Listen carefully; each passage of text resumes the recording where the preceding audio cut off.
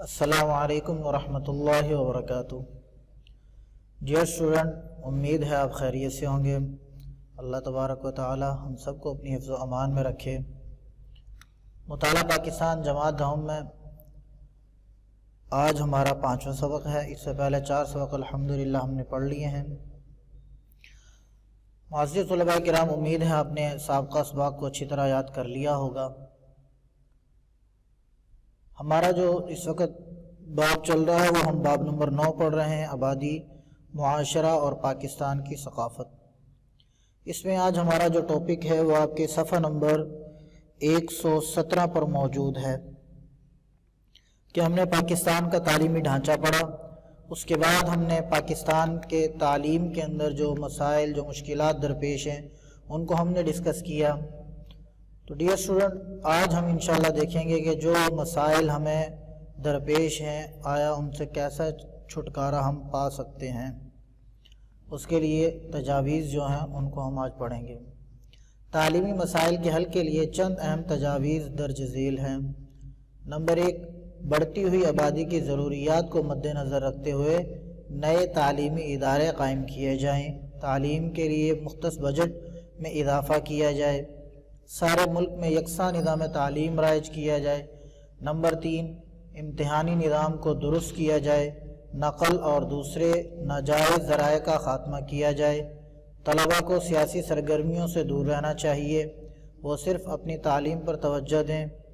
اساتذہ کرام کی حوصلہ افزائی کی جائے۔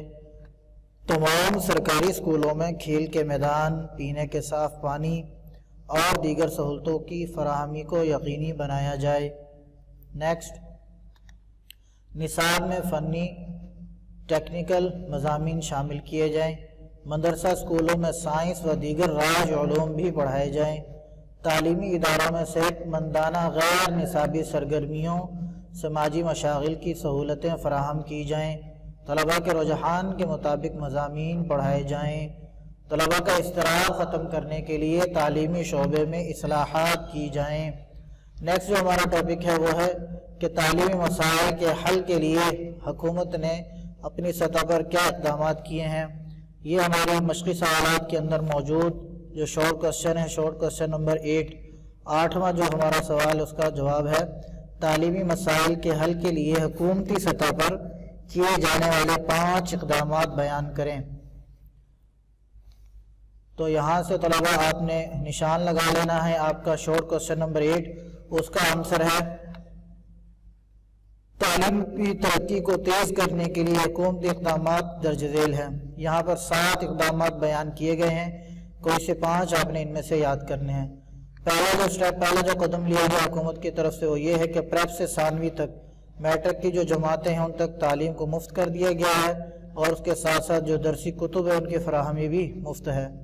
نمبر 2، طلباء اور طالبات کو ابتدائی تعلیم کے لیے وظائف فراہم کرنا۔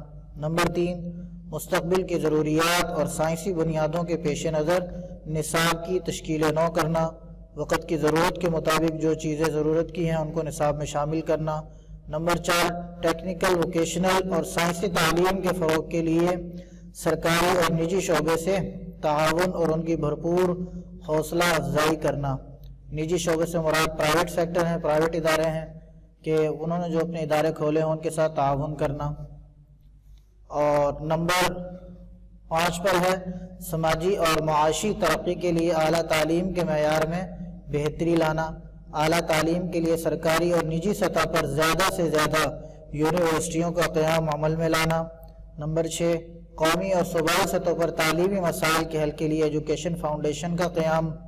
نمبر 7 پر ہے انفارمیشن ٹیکنالوجی کے میدان میں انقلابی کاوشیں کرنا۔ تو یہ 7 اقدامات ہیں حکومت کے، اور آپ کے شارٹ کوسچن نمبر 8 کا آنسر ہے۔